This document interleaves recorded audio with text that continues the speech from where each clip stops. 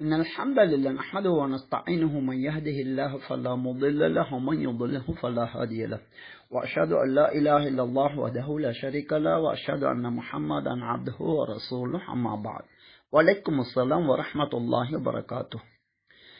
இஹ்ராம் அணிந்ததும் சுப்ஹானல்லாஹ், அல்ஹம்துலில்லாஹ், அல்லாஹு அக்பர், லா இலாஹ இல்லல்லாஹ் போன்ற விக்ர்களை செய்ய வேண்டும் என உங்களது அன்றாட துவாக்கள் எனும் நூலிலே பதிவு செய்திருக்கின்றீர்கள்.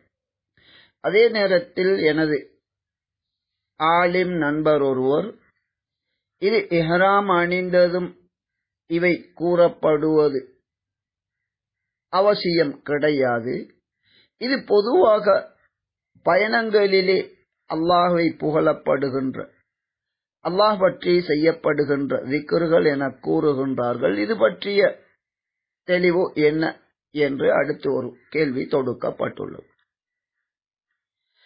ஹுது அன்னி மனாசிக்கக்கும், ஹஜ் உம்ரா என்ற நுசுக் எனப்படக்கூடிய இந்த செயல்முறைகளை என்னிடமிருந்து கற்றுக்கொள்ளுங்கள் என நபி அவர்கள் கூறினார்கள்.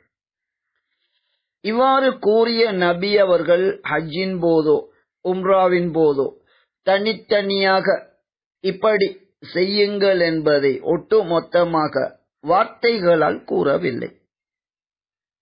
நபி அவர்கள் செய்வது போன்று செய்யுமாறு கற்றுத்தந்த நபி அவர்கள் இஹ்ராம் அணிந்ததன் பிறகு இவ்வாறு அல்லாஹ்வை புகழுகின்ற, அல்லாஹ்வை திக்ர் செய்கின்ற வார்த்தைகளை நபி அவர்கள் செய்திருக்கின்றார்கள். எனவே என்னிடமிருந்து இவற்றை கற்றுக்கொள்ளுங்கள் என கூறிவிட்டு நபி அவர்கள் இவ்வாறு செய்து காட்டியதன் பிறகு அது இஹ்ராம் அணிந்ததும் அவ்வாறு கூற வேண்டியது கிடையாது என கூறுவது எந்த வகையிலும் ஏற்கத்தக்கதல்ல.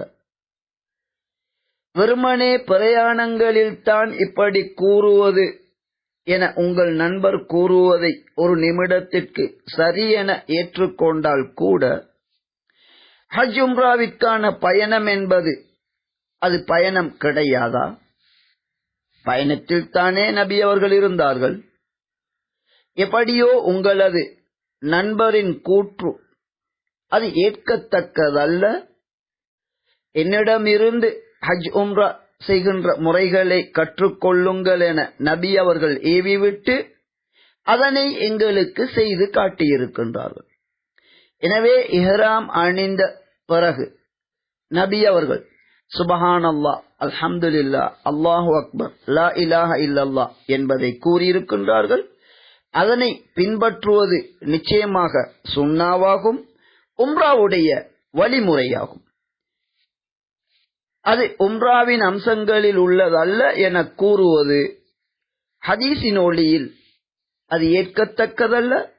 தர்க்க ரீதியாகவும் வெறுமனே அது பயணத்திற்குரியது என்று உங்கள் நண்பர் கூறியது, ஹஜ் உம்ரா என்பதும் பயணித்துத்தான் அதனை செய்ய வேண்டியிருக்கின்றது, அது பயணமாகத்தான் இருக்கின்றது. அந்த வகையிலும் உங்களது நண்பரின் கூற்று தெரிந்தோ தெரியாமலோ தவறான ஒரு விடயத்தை அவர் கூறியிருக்கின்றார் என்பதே உண்மையாகும்.